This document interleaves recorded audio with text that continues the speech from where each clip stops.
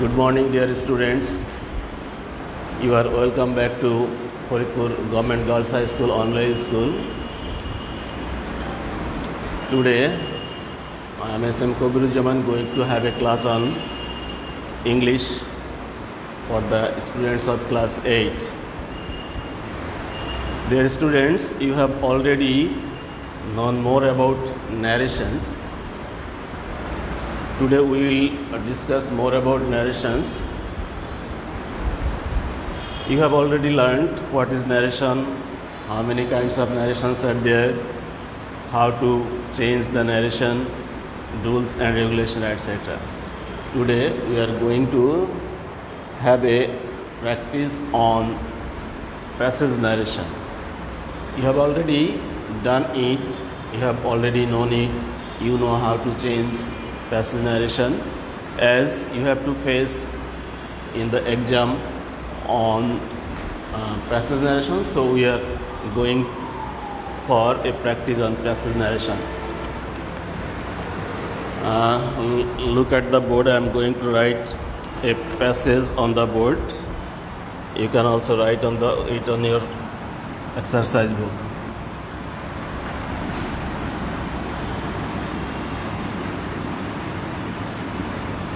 Honesty is the best policy. Do you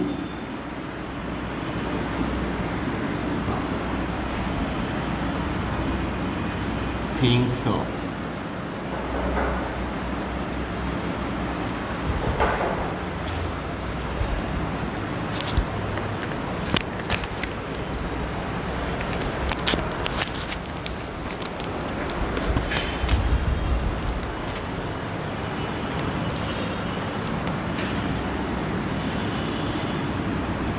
Said the teacher.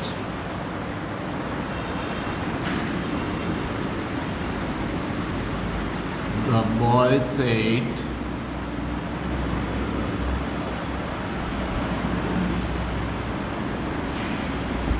yes, sir.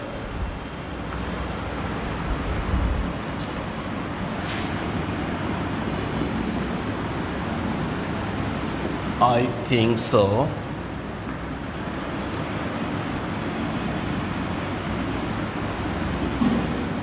Then learn to be honest.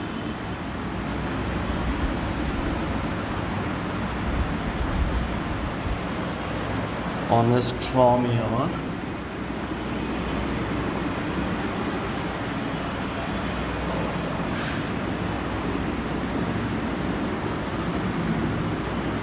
childhood.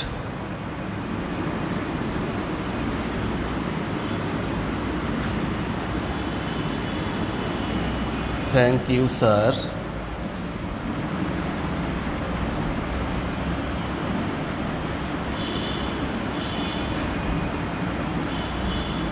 Said the boy.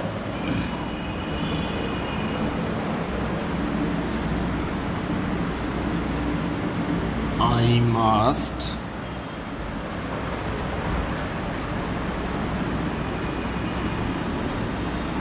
follow your advice.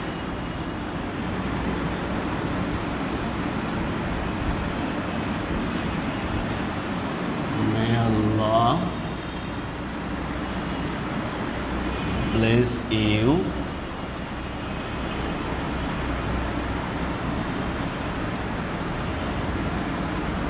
Said the teacher. Here is a short passage. We'll see what is there inside the passage and how to change the sentences.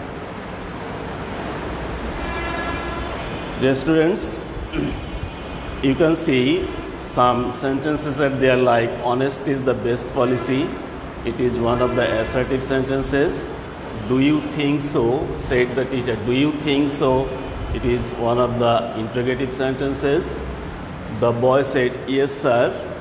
I think so, it is also assertive. Then learn to be honest from your childhood, it is imperative. Thank you sir, said the, it is another term.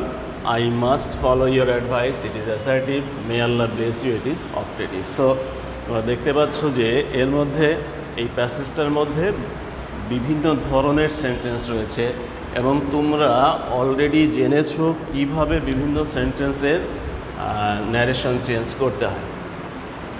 আমরা জানি assertive সেন্টেন্সকে narration change করতে হলে আমাদের প্রথমে কি আনতে হয়, comma inverted comma উঠাইতে হয়, সেখানে কি বলে দ্যাট বসাতে হয়, তারপর রিপোর্টেড স্পিচের সাবজেক্ট চেঞ্জ করতে হয় বা টেন্স চেঞ্জ করতে হয় ইত্যাদি ইত্যাদি। On about this. এখানে একটা বিষয় লক্ষণীয়, দেখো, honest is the best policy, do you think so, said the teacher. When we practice on detached sentence we notice that the speaker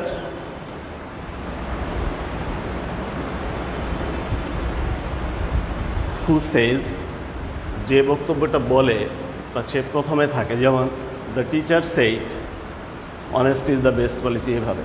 কিন্তু প্যাসেজ ন্যারেশনে আমরা জানি যে এরকম কিছু ব্যতিক্রম থাকে, আগে পরে থাকে।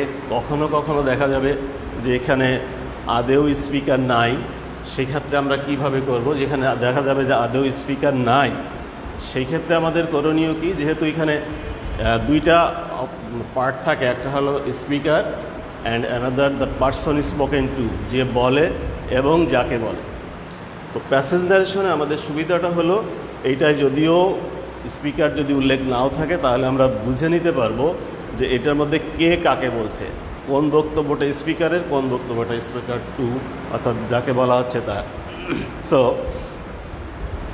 এখানে আমরা স্পষ্ট দেখতে পাচ্ছি সেড দ্য টিচার। সো আমরা শুরু করব কিভাবে তাহলে, the teacher shed. Say verb, আমরা জানি সে ভার্বকে আমরা পরিবর্তন করি, সে ভার্বকে পরিবর্তন করে আমরা টেল ভার্ব ব্যবহার করতে পারি। সেক্ষেত্রে the said the teacher said, তাহলে আমরা লিখতে পারি কি, the teacher told, the teacher told। এবার কমা ইনভার্টেড কমা উঠেছে অ্যাসার্টিভের ক্ষেত্রে যেটা হয় সেটা হলো কি, দ্যাট বসে। এবার আছে honest is the best policy. এবং দ্য রুলস, নিয়মগুলোর মধ্যে তোমরা এটাও শিখেছো যে যদি reported speech, universal truth, habitual fact etcetera যদি এই ধরনের কোনো সেন্টেন্স হয় তাহলে সেইটার কি হয় না, কোনো পরিবর্তন হয় না, অর্থাৎ যেভাবে আছে সেভাবেই থাকবে। তাহলে teacher told that honesty is the best policy, এটার কোনো পরিবর্তন হবে না, কারণ এটা একটা habitual fact, universal truth. Honesty is the best policy. The teacher told that honesty is the best policy. এখন কথা হলো, একই ইনভার্টেড কমার মধ্যে আরও একটা পার্ট রয়ে গেছে, যেমন do you think so. This one was assertive and this one is interrogative. So ইন্টারোগেটিভের নিয়ম অনুসারে আমাদের এখানে কি করতে হবে তাহলে, একই ব্যক্তি, একই স্পিকার একবার সাধারণভাবে বলেছে আর একবার প্রশ্ন করেছে, তাহলে এখানে the teacher told that honesty is the best policy and also asked বা অ্যান্ড আস্কড, সে বলল এবং জিজ্ঞেসও করলো। তাহলে সেইভাবে আমরা কি লিখতে পারি এখানে,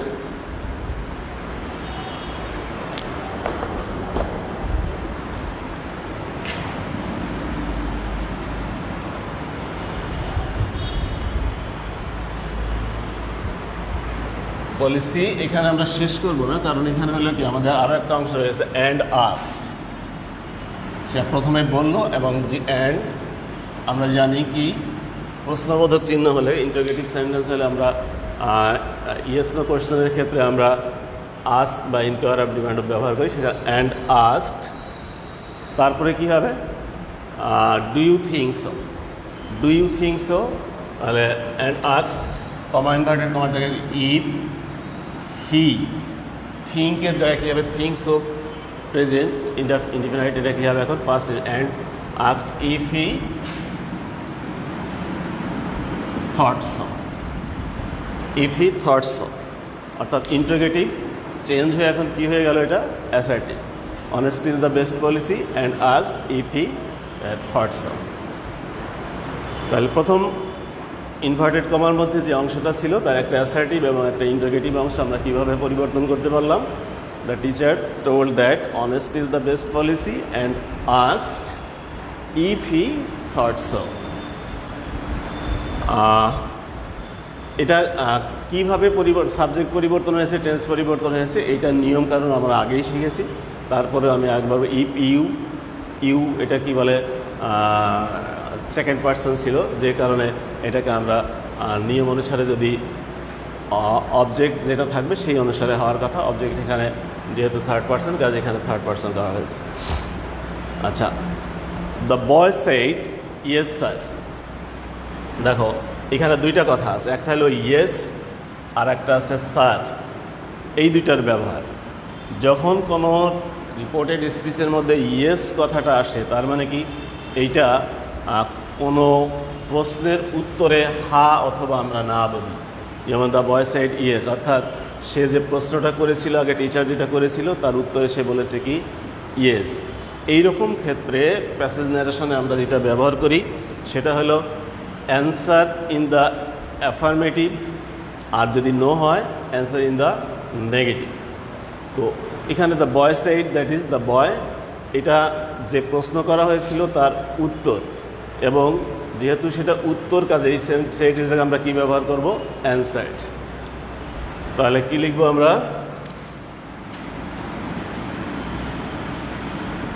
the boy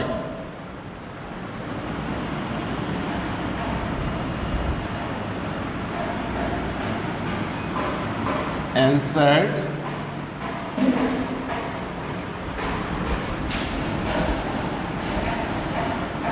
in the affirmative. এখন কথাটা আছে স্যার শব্দটা ব্যবহার করা আছে, হয়ে এই স্যার শব্দটার দুই রকম উত্তর হতে পারে। যেমন স্যার যখন স্টুডেন্ট টিচারের মধ্যে আলোচনা হয় তখন উইথ রেসপেক্টফুলি আমরা এটা ব্যবহার করি। আবার কখনো কখনো যখন টিচার স্টুডেন্টের মধ্যে নয়, যখন অপরিচিত কোনো ব্যক্তি যখন কাউকে স্যার বলে সম্বোধন করে, সেই ক্ষেত্রে অ্যাড্রেসিং অ্যাজ স্যার এরকম হতে পারে। But when ever we are going to discuss between teacher and student, we will use respectfully or with respect. তো আমরা এখানে লাগাতে পারি কি তাহলে, the boy answered in the affirmative with respect.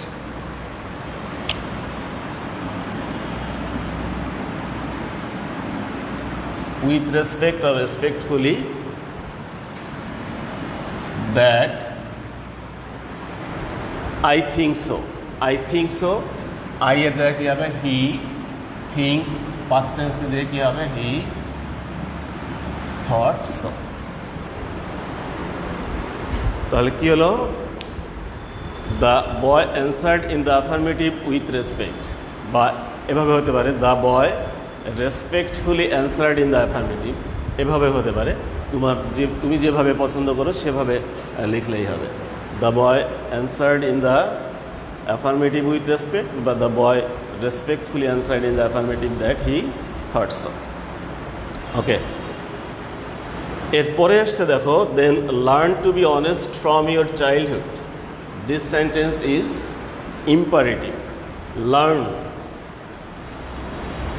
এখন দেন একটা শব্দ আছে, sometimes you may be confused getting this type of words. Then মনে রাখবে যে কখনো কখনো এই ধরনের শব্দকে আমরা উঠাই দিতে পারি, আবার এটার পরিবর্তে অন্য শব্দ ব্যবহার করতে পারি। যেমন এখানে বলছে দেন লার্ন টু বি, এখানে সে আগে বলে নিয়েছে কি আই থিঙ্ক সো, স্টুডেন্ট বলছে কি আই থিঙ্ক সো, আমি এইটা মনে করি এবং আমি এটাই ভাবি। দেন তাহলে লার্ন টু বি, তাহলে এটা কখন বলছে, টিচার যখন সে ওইটাকে মনে করে, এটা যেহেতু সে মনে করে কাজেই সে তাকে বলছে কি, কাজে আমরা এখানে সো শব্দটা ব্যবহার করতে পারি। সো এই দেনটাকে আমরা উঠাই দিতে পারি অথবা এখানে সো শব্দটা ব্যবহার করি। সো এবার then learn to be honest from your childhood, এখানে একটা লক্ষণীয় বিষয় আছে দেখো, then learn to be honest from your childhood. এইখানে স্পিকার নাই, এখানে সরাসরি স্পিকারের কথা আমরা কিন্তু আগে বা পরে কোথাও ব্যবহার করি নাই, বাট প্যাসেজ সিচুয়েশন বলে দিচ্ছে যে এই বক্তব্যটা আসলে কার। এই বক্তব্যটা আসলে বক্তব্য থেকে বোঝা যাচ্ছে, ধারাবাহিক বক্তব্য থেকে, যে এই বক্তব্যটা হলো টিচারের বক্তব্য। সো আমার এখানে উল্লেখ না থাকলেও আমার ওইখান থেকেই আমাদের নিয়ে আসতে হবে যা এটা টিচারের বক্তব্য। সো তাহলে এখানে কী হবে, দ্য টিচার, এটা কি, learn to be honest from your childhood. এখন আমরা জানি ইম্পারেটিভ সেন্টেন্সে কী থাকে, অর্ডার থাকে, নিষেধ থাকে, আদেশ থাকে, নিষেধ থাকে, উপদেশ থাকে, অনুরোধ থাকে। তা আমাদের এইটার মধ্যে কোনটা, learn to be honest from your childhood, এই জাতীয় বক্তব্য আমরা কি অর্ডার করার জন্য বলি, উপদেশ দেওয়ার জন্য বলি, না অনুরোধ করার জন্য বলি? এইটা always be honest from your childhood, this is advice, this is an advice. So এখানে আমরা কি ব্যবহার করব, so the teacher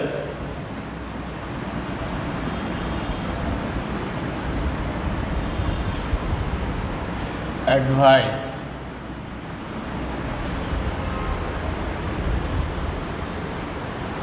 so the teacher advised, কাকে অ্যাডভাইস করলো, স্টুডেন্টকে। so the teacher advised him to, এর পরে to be honest, to be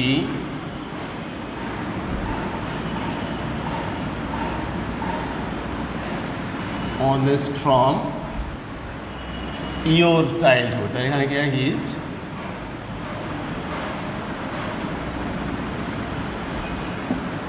childhood. আচ্ছা, এত কিছুর পরে স্টুডেন্ট কি বলছে, মানে ছেলেটা কি বলছে, thank you sir said the boy. এখানে উল্লেখ আছে কে বলছে, said the boy, the boy thank you. Thank you শব্দটা যখন থাকে এইটা পরিবর্তনের একটা সাধারণ নিয়ম হলো যে থ্যাংক ইউ বলা মানে কি, আমি তোমাকে থ্যাংক ইউ বললাম মানে আমি তোমাকে থ্যাংক জানালাম। সো এখানে আমরা একবার দ্য বয়, এবং আবার দেখো এখানে স্যার কথাটা আছে, তো এই স্যার কথাটা থাকার জন্য আমরা রেসপেক্টফুলি বা উইথ রেসপেক্ট কথাটাও ব্যবহার করব। তো তাহলে কী হবে, এখানে দ্য বয়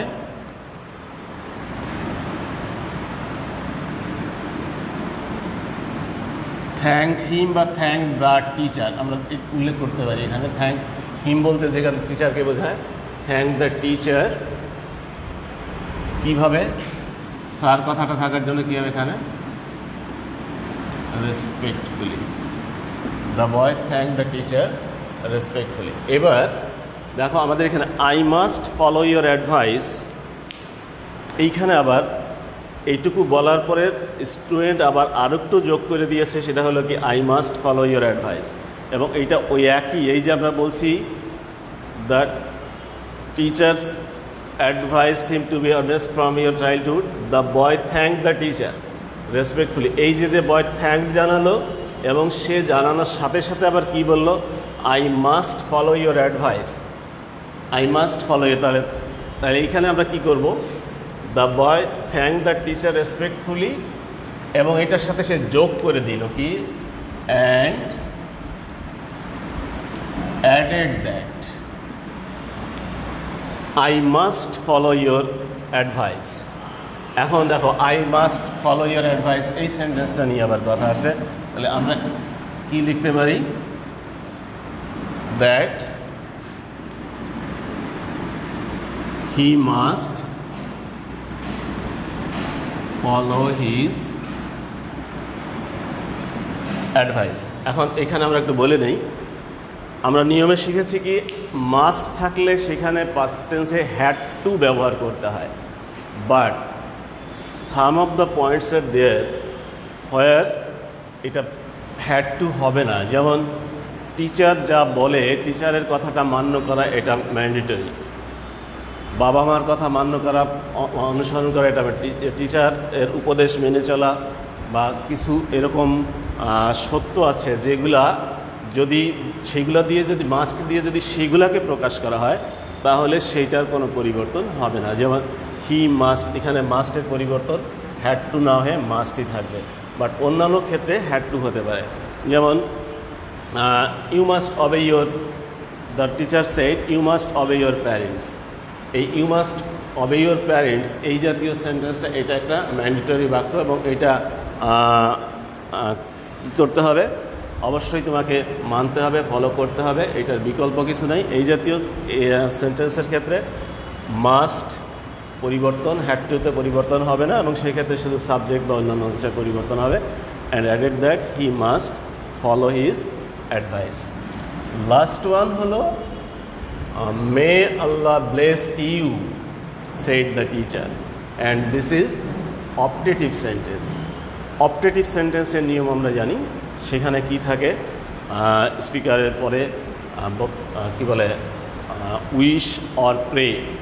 তো যেখানে মে আল্লাহ, মে গড এই জাতীয় থাকে, স্টেটমেন্ট থাকে, সেক্ষেত্রে আমরা প্রে শব্দটা ব্যবহার করি। তো এই যে মে আল্লাহ ব্লেস ইউ এটা কে বলেছে? Shed the teacher. এটা সেডের কথা সরাসরি বলা আছে, তাহলে আমরা এখানে কি লিখব? The teacher. এখানে কি আসবে? উইশ আর প্রে। তো আমরা এখানে কি ব্যবহার করব? Prayed that may Allah bless you. এই অংশটা এখন কি হবে? অ্যাসার্টিভ হলে কি হয়? আল্লাহ, মেয়ের পাস্ট টেন্সে যে কি হবে? আল্লাহ মাইট ব্লেস ইউ এর জায়গায় কি হয়? হিম।